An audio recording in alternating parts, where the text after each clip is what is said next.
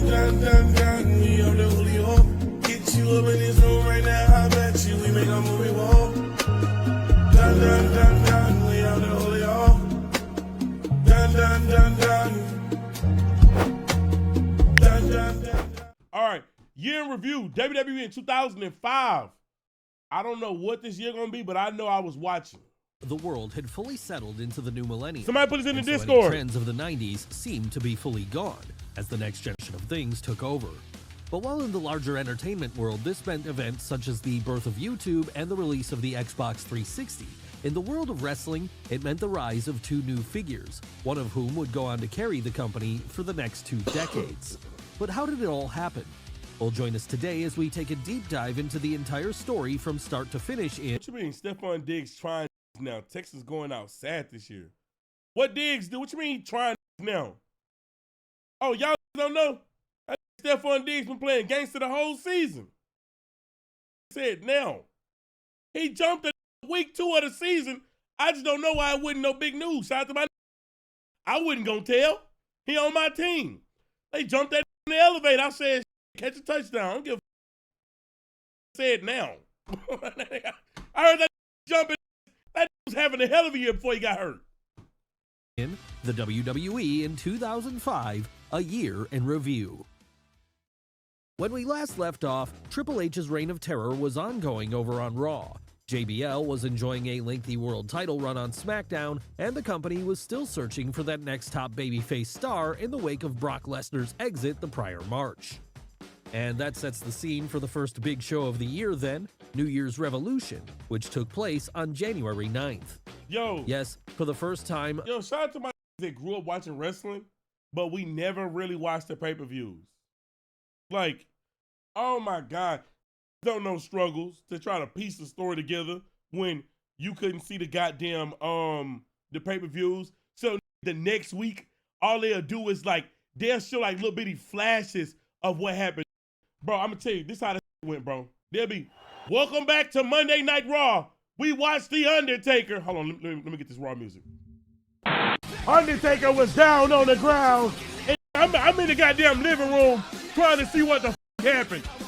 And then The Undertaker hit him with this. Yo, this was the wackest ever. But we had no trophies. Broke, bro. The Royal Rumble wouldn't open out the calendar, because with SmackDown getting the last exclusive show of 2004, Raw would get one of their own to start the following year with a bang. And being a Raw exclusive, this one would focus on the Game's attempts to keep the World Heavyweight title around his waist as he took on Chris Jericho, Edge, Chris Benoit. I ain't gonna lie, this is a banger match. That's a good match, though. I ain't gonna lie. This one had to be fire. Former protege Randy Orton and current protege Dave Bautista in an Elimination Chamber match. Of course, by the end of this one, the champ would come out retaining. That said, over the course of it, the seeds would continue to be laid for Big Dave's eventual babyface turn. Aside from this, though, the rest of the card would see Kane continue his awful feud with Gene Snitsky over the supposed... Look who they had this fighting, yo. Fighting Snitsky. Yo, WWE, y'all ruined Kane. When y'all made him take off that mask and ruined that.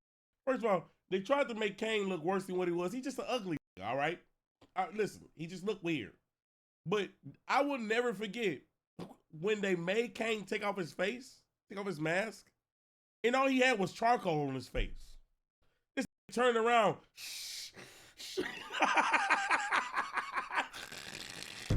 Yo, this turn around, breathing out hard. You just look stupid. You. And then they realized, okay, hold on, he wasn't ugly enough. So what they did was when they showed the replay, they started putting the ripple effects on it, trying to make it seem like he was worse than what he was. It was dumb. The rest of the card would see Kane continue his awful feud with Gene Snitsky over the supposed miscarriage of his kayfabe unborn son. Pull it up, bro. Why? Look what they did to him, bro. Hold on. Maybe that really was ugly. Why she yell like that? Y'all heard that? First of all, this whole lace front just came off. Y'all heard how she screamed? Don't ever scream like that when I take nothing off. Get the fuck out of here! Get the fuck out of here! And then they go goddamn, bullshit. The nigga just got a bunch of black shit on his face. Bro, all they did was put a bunch of dirty shit on this nigga face. And then guess what? After this, no more dirty shit. So what happened? He wasn't washing his face under that mask? Huh? It was the dumbest shit ever, bro. Bro, and then I'll never be able to find it. Bro, I'm telling y'all, if you ever go back, what them niggas did was they started to put like little edits as soon as he take the mask off. Shit was dumb.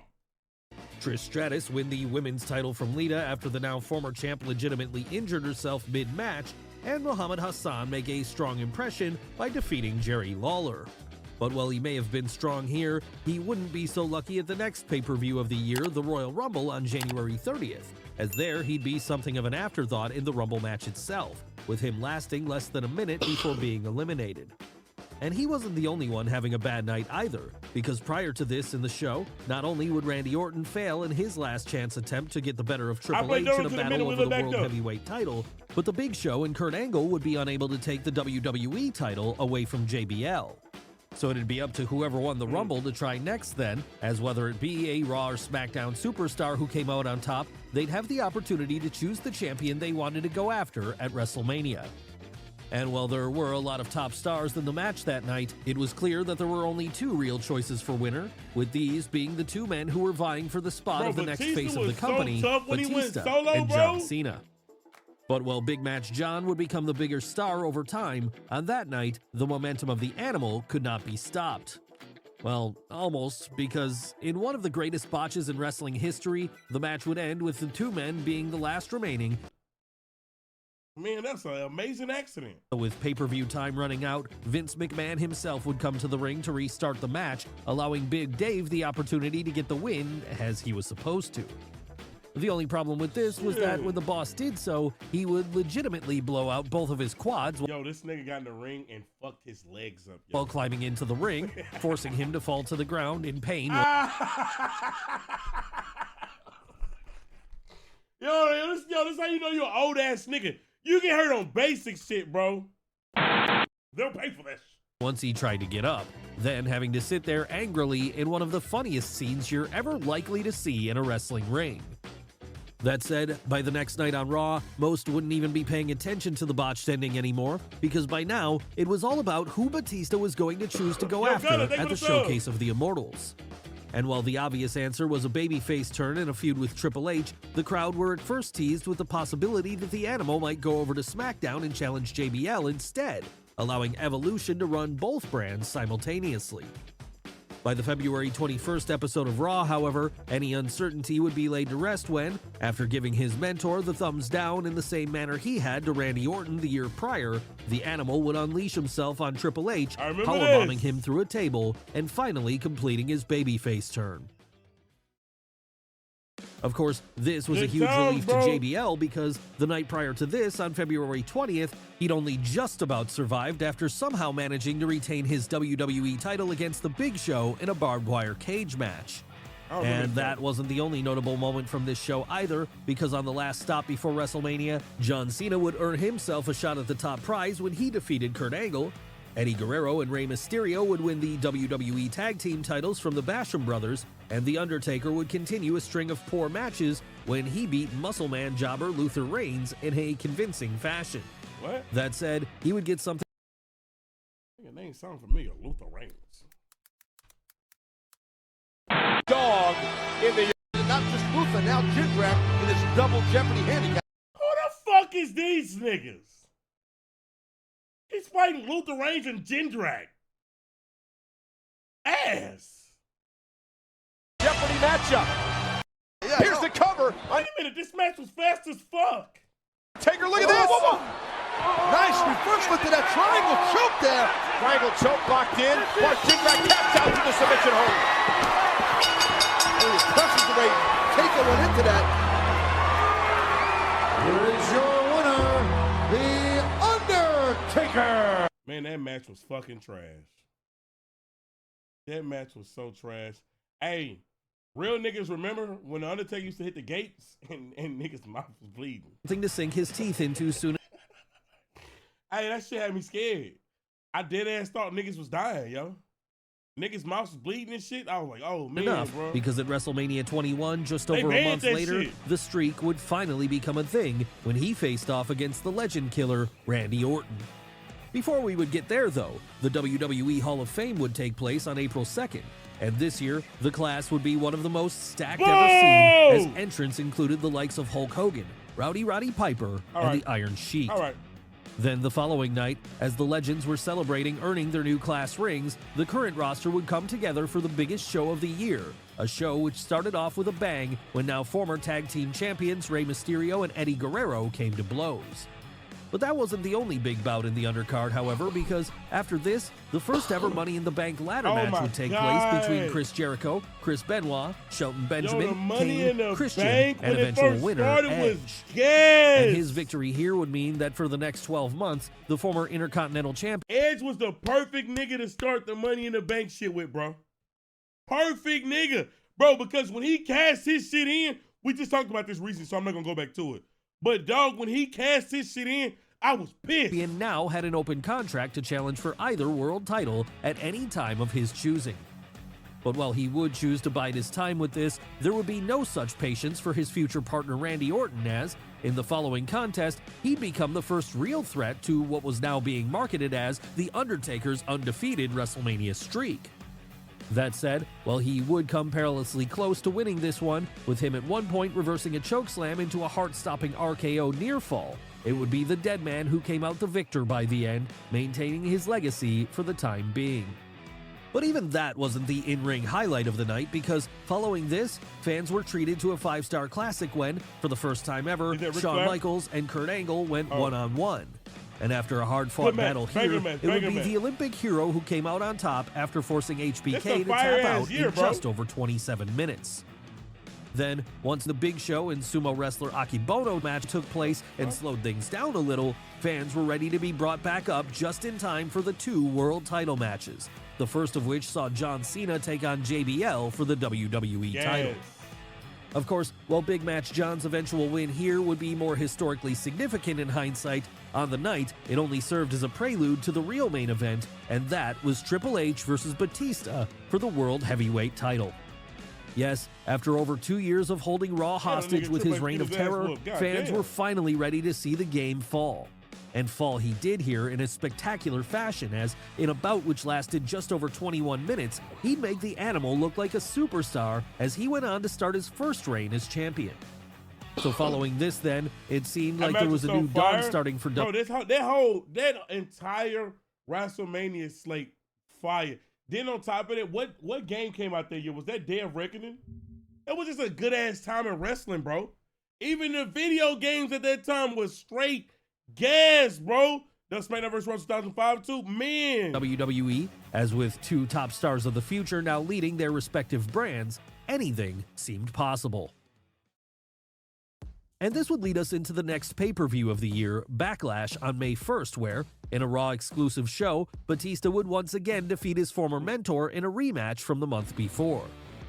Elsewhere on the card, meanwhile, other highlights would see the Hurricane and Rosie become the new World Tag Team Champions, Edge defeat Chris Benoit in a fantastic Last Man Standing match, and the brief alliance of Hulk Hogan and Shawn Michaels see the 2 legends get the better of Muhammad Hassan and Daivari.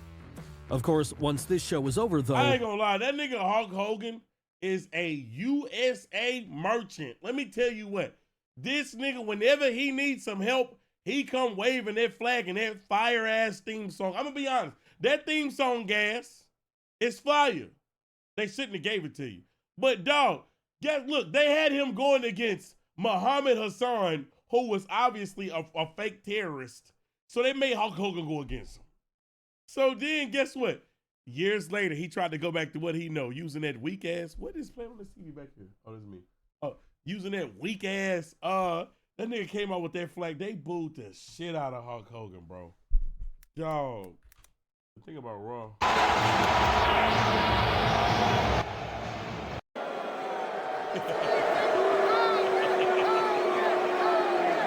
at that one guy. He trying to chant Hogan. It ain't working, fuck nigga.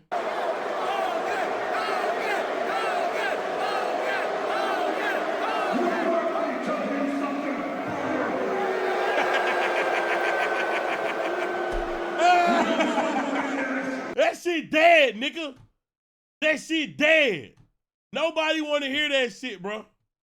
On the hugely underrated Gold Rush tournament, which saw Edge earn himself a World I ain't gonna lie, shout out to LA. Y'all niggas is up. Boo and Hogan is crazy. Heavyweight title shot on May 23rd, SmackDown would take over the reins of pay-per-view when they put on Judgment My bad for Day the coughing, night y'all. before this. And on that show, the focus would be further establishing Oh my John God, Cena as he banger successfully match. defended his WWE title in the rematch against JBL. This time, though, it would be no normal singles bout. No, it would be an I Quit match instead, with the brutal war which followed here going a long way towards proving that Big Match John had it in him to be the top star the company wanted him to be. Aside from that, however, Bro, the rest of the JBL card was would be such a somewhat great forgettable, heel. with the only real Oh moments my of note God, being the bro. Eddie Guerrero and Rey Mysterio rematch, which saw the Masked Star come out on top, and the Booker T Kurt Angle bout, which led to a victory for the former. So with Big Match John clearly being the draw for the blue brand now, it must have been a devastating blow when, just 2 weeks later on June 6th, shockwaves would be sent First of all, shout out to my daughter Sean that gave a good explanation of what Hogan did. Bro, but let me tell you what. If you want to see why Hulk Hogan, why people not fucking with him, go listen to what that nigga was saying, gang. That nigga was saying crazy shit.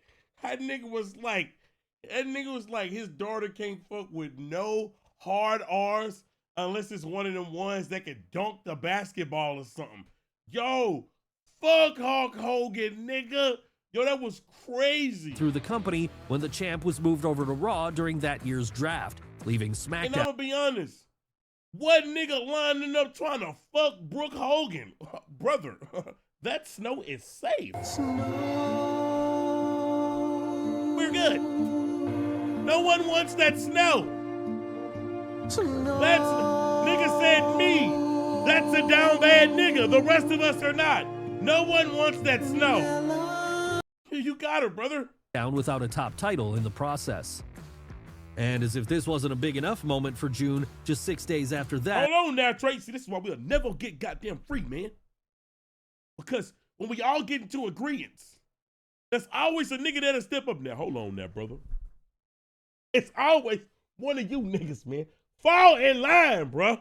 Fall in line, please.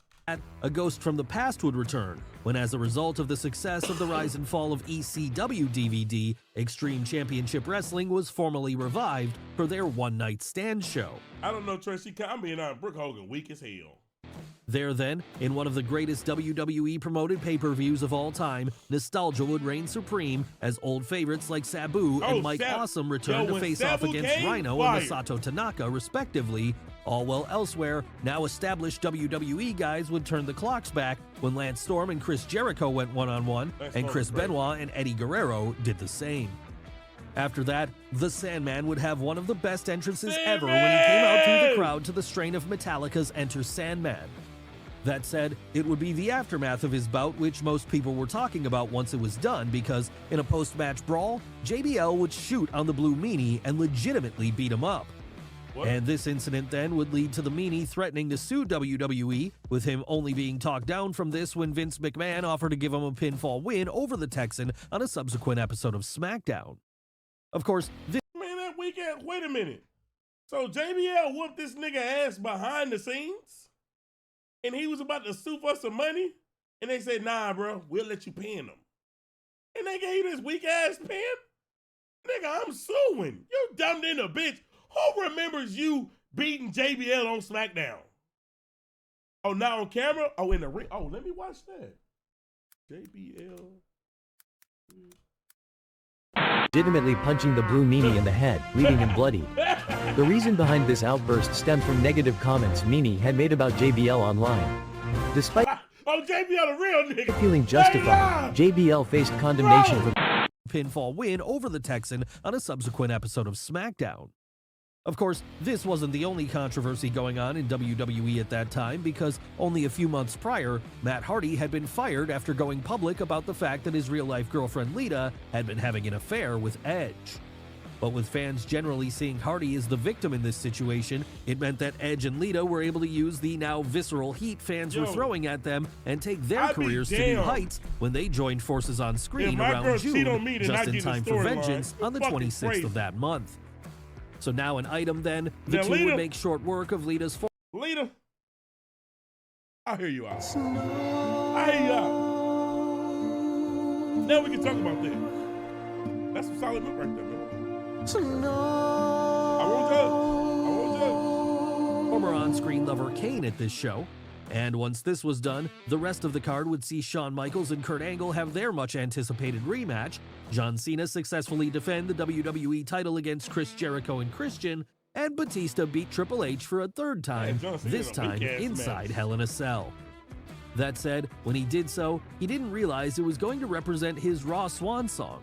Though as it turned out, he would be just as surprised as anyone when, 4 days later, he'd be drafted over to SmackDown, taking the World Heavyweight title with him in the process. Oh my God. And his first big challenge on the... When they did that real shit, I think this was a bad move. Putting John Cena on Raw and Batista on SmackDown. Now, the thing is though, don't get it twisted. Batista on SmackDown, superstar. We love the shit out of Batista. John Cena on Raw, superstar. We love the shit out of John Cena. But it made us give a fuck about the World Heavyweight Championship less, to tell you the truth. Because when it was on Raw, like, niggas actually gave a fuck. You know what I'm saying? Like, nigga, cut the TV off. The electricity already high. Leave it alone, bro. Just chill. But when the WWE belt went over to Raw, like the real belt, nigga, it's clear that was the elite belt. Blue brand would see him go up against JBL at July 24th's Great American Bash, a match which allowed him to establish himself as the top dog on an all-new show when he came out victorious in just under 20 minutes. Elsewhere on this card, meanwhile, the Eddie Guerrero and Rey Mysterio saga would continue with another match which, if the former won, it would allow him to reveal a dark secret about his foe's past. Then, once that was over, The Undertaker would earn yet another pay-per-view victory when he beat Muhammad Hassan. Look who they that had said, while this marked a big win for the dead man, it would end up being the final pay-per-view appearance of Hassan, because in the weeks prior to this... yeah, that's when they did this shit. Yo, y'all niggas don't know. We talked about this already, bro. When they had them niggas come do a terrorist attack on The Undertaker, that shit fucked me up as a kid, yo. And I was supposed to go to sleep after this, yo. I was supposed to go to sleep after this, dog. They had The Undertaker bleeding out the mouth, bro. Because you thinking terrorists was whooping The Undertaker's ass, man. That nigga Vince is not going to heaven. He'd court controversy when a segment featuring a number of masked men invading the ringside area occurred on the same day as the 7/7 London bombings. And because of the perceived terrorist implications of this angle then, the Blue Brand's TV network, UPN, would demand that Hassan be removed from that shit almost made me sign up. all weekly TV programming from there on in. But this wasn't the only problem WWE were dealing with at the time, because over on Raw, despite kids really getting behind John Cena, by now a vocal backlash had grown amongst adult males who didn't like the new, more superhero-like direction he'd taken after dropping the Doctor of Thugonomics character. Yeah, okay. So leading into August 21st SummerSlam then, the hope was that if he was put on the opposite side of the ring from a top heel like Chris Jericho, people would get back on his side. Unfortunately, I low-key had forgot. So me, I was just a blind, like, John Cena supporter, real nigga shit. I just remember one day niggas was booing my nigga. Like, he went from everybody fuck with him to, man, I'm tired of this nigga. I'm like, I'm not, let him keep running it up. But yo, niggas got to the point they got tired of this nigga, bro. Though, despite successfully defending his WWE title against Y2J on this show, the growing dissent over his new character would only continue to grow stronger. Still, at least Batista was faring better as a top babyface, because on that same show, he'd managed to put on another great bout with JBL, racking up another win come the end of this one. Elsewhere, meanwhile... Wait. Hold on. What's the link that they put? Because I told them if there was the match. Oh. Damn! No, but I don't know. When them wrestling niggas don't like you, they get even. Let me tell y'all about the time as a kid that traumatized me in wrestling, okay? Y'all niggas wasn't there when Muhammad Musan had a bunch of niggas dressed in black beat the shit out the Undertaker, nigga, and you thought the Undertaker was getting fucking beat by terrorists, bro. Vince McMahon, you're not seeing heaven. I'm about to get ready to pull this shit up. Fuck all that. We'll just watch it. All right. You're Fuck all not seeing heaven, Vince McMahon. Look what they did. Look yo. at this motherfucker drop to his knees. It ain't the niggas that act hard. Look! It's the niggas that beat Look what they did! It's the ones Oh that my put the God, slugs in your Undertaker ass. down! Oh! Undertaker down! Them niggas jumped the fuck out of the They got a Undertaker, bro. club, Undertaker! Ah! Bro, look what they doing to my nigga, dog. They got on camouflage pants. Oh my. Dog, this shit is racist, They got bro. on camouflage pants. He about to And choke. then, thank you. Yo, hey, my dog just said, Muhammad Hassan is Italian. I didn't even know until like last year. This nigga is not even of like Indian or Asian descent. This nigga is Italian, and they got him being a fucking terrorist. The Undertaker. They start choking his ass. Let me tell y'all, they start choking that nigga. I start choking on the nigga. Oh my God. Yo, bro. Yo. Oh. Muhammad Hassan. Yo, they started choking that nigga, yo. Undertaker. Bro, I was the king, almost crying, bro. Look at he doing. No! Look what he doing, y'all.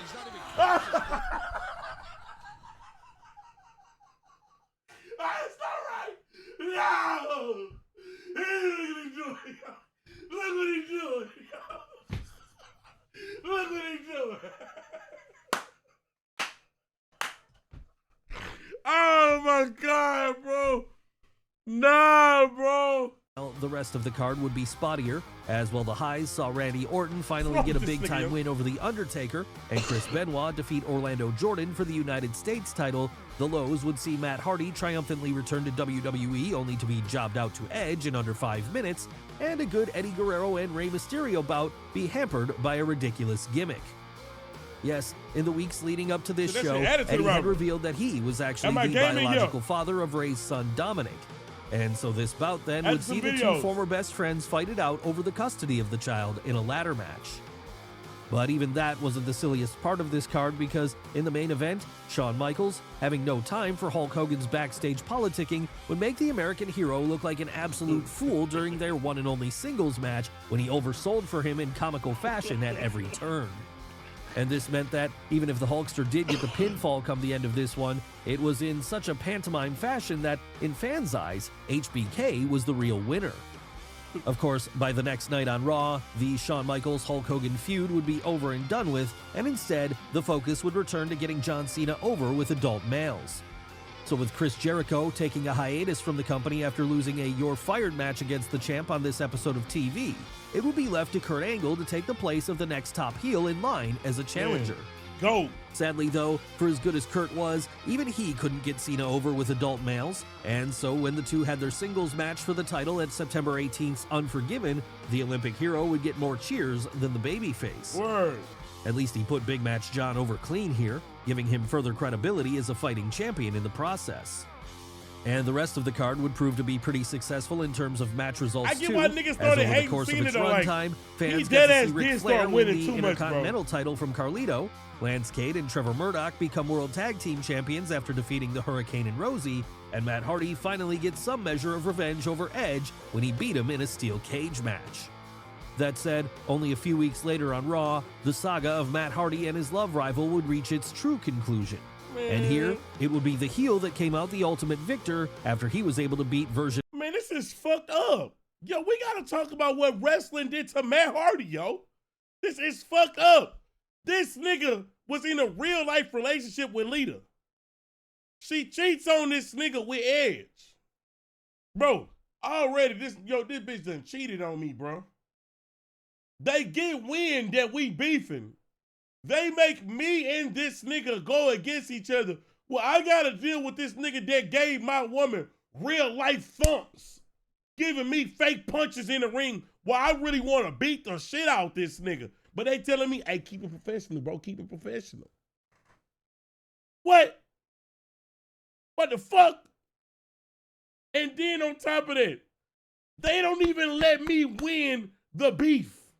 The battle ends with the woman that cheated on me. And here, Got my arms twisted the fuck up, and the nigga that fucked her is on top of the ladder laughing at me, yo. Where the fuck is my gun? Yo, this is fucked up, yo. Nah, bro. Nah, bro. Yo, why they do my dog like that, man? No wonder why later on he lost his mind and started yelling, delete, delete, delete. Nigga, because they fucked him up, man. They fucked him up, man. it would be the heel that came out the ultimate victor after he was able to beat version 1 in a loser leaves town match. Nah, man. So following this, Hardy would be shipped over to SmackDown where he'd take part in October 9th. And then they gonna send me to the B show. Nah, nigga. Nah. Nah. Nah. Nah. Nah. Fuck that. And back then, SmackDown was popping, but fuck that. SmackDown ain't Raw. This nigga, they send me to the B show. I ain't do nothing but my girl cheat on me. 9th's No Mercy, Man, they did that nigga a Blue wrong, Brand man. exclusive, which also saw young Bobby Lashley get the better of Simon Dean, Randy Orton and his father Bob score a victory over The Undertaker in a casket match, and Batista get the better of Eddie Guerrero in the World Heavyweight title match. Of course, It's a rematch great. was still in the pipeline for the top prize as far as Latino Heat was concerned, and at least initially, plans amongst management had been to have Eddie win the title during this return bout. You niggas is so predictable. As soon as I saw Bobby, I knew it was over. How in 2025 are we as a community gonna grow up? That's all I want to know, y'all. No. All right, let's keep going. That would all change soon, however, but before we got there, November 1st would see Raw host Taboo Tuesday, another pay-per-view where the matches were I forgot about Taboo Tuesday, bro. Why did they stop doing this? voted on by fans. But while this show would see such highlights as the return of Triple H after a hiatus following his third loss to It was ass. Well, shit, I was broke. I couldn't really afford it. I thought it was a good idea. Batista, a pretty good triple threat main event between John Cena, Kurt Angle, and Shawn Michaels, and the almost return of Steve Austin to the ring before he pulled out of his match with Jonathan Coachman at the last minute, it would be largely forgotten by fans come November 13th, as on this day, tragedy would strike. Yes, after having suffered a Oh, massive man. heart attack earlier that morning, Eddie Man. Guerrero would be found dying on his hotel room floor by his Man. nephew Chavo. I And didn't know he despite was his attempts to dying. save him then, once Eddie reached the hospital soon thereafter, R.I.P. he'd to be GOAT. pronounced dead on arrival. So as a tribute to their fallen friend, WWE would host special tribute shows to Latino Heat in place of Raw and SmackDown the following week, allowing everyone a chance to grieve. That said, they couldn't grieve for long because by November 27th, it was full steam ahead for Survivor Series. And that shit was so ass because nigga Eddie was like he was so over. Yeah, I know he had his beef with Ray, and you know he was getting a lot of heel heat, but like niggas dead ass love Eddie Guerrero, dog. Especially after the lot cheat steal shit. Like that was one of the best characters, nigga. Best shit smoking, bro. Like one of the best things written. And all of a sudden, the nigga gone. That was garbage. A show which saw Triple H, by now having shown his true colors after turning on his last Evolution stablemate, go one-on-one with Ric Flair in a last man standing match. On top of that, Chris Benoit and Booker T would start off their very memorable Best of 7 series. John Cena would have another great title defense against Kurt Angle despite fans' continued protests. Trish Stratus would rack up yet another win when she defended her women's title against Melina. And Randy Orton would stand victorious for Team SmackDown in the 5-on-5 elimination match main event, pitting both brands against one another. Of course, after he won, The Undertaker would return to once again set his sights on him. And after another brief stop over to Afghanistan for a tribute to the Oh shit! Tribute to the troops. I know you miss your brothers and sisters, so rock with me one time. Come on, y'all. That nigga said, any of y'all niggas died? This nigga started bopping because niggas died. You need to dance a little bit though. Yeah. Dance a little bit, nigga. Them niggas gone but I forgot. Yeah, yeah. Have you ever been asked why? Yeah! That nigga need help, man. I'm sorry, y'all. Troop show on December 9th, this would lead us to the final pay-per-view of the year, Armageddon, just 9 days later. A show where, in another Blue Brand exclusive, the Deadman and the Viper would settle things once and for all inside of Hell in a Cell. No, you're not. Elsewhere on the card, meanwhile, things would be less dangerous as a fairly weak show was filled out with another Chris Benoit Booker T match in their series, Bobby Lashley's continued rise with a win over William Regal, and the Big Show and Kane teaming up to defeat Batista and Rey Mysterio in a tag bout. But while it would have been a shame things ended on such a limp note with Armageddon, at least it wasn't representative of the whole year, as over the course of 2005, WWE had done so much to set the table for the future to come. And that's because during this period, they managed to create 2 new legitimate main eventers, one of which would go on to be the franchise player for many years to come. That said, they would still have to deal with the nagging problem of Cena getting booed by the majority of fans going forward, something they would continue to work hard at as 2006 took hold. But that's a story for another day, and with there being nothing left to tell for WWE in 2005, we'll have to wait for the next one to come around. And believe Bro, this was a great 2005 set the tone for so many great storylines that we got, nigga. We got John Cena versus Edge. We got Batista versus Kurt Angle. Didn't Batista and JBL had great feuds? Like, dog, a great fucking year of wrestling, bro. Great year, bro. You turned 29 that year. All right. VV0 Gang 7 cheered Dex 100. Yo Trey, I just gotta give you some love. You currently have 2.2k viewers in here. Man, I appreciate I've been y'all. watching you when you had 500 to 600 viewers. I'm so happy for your growth, man.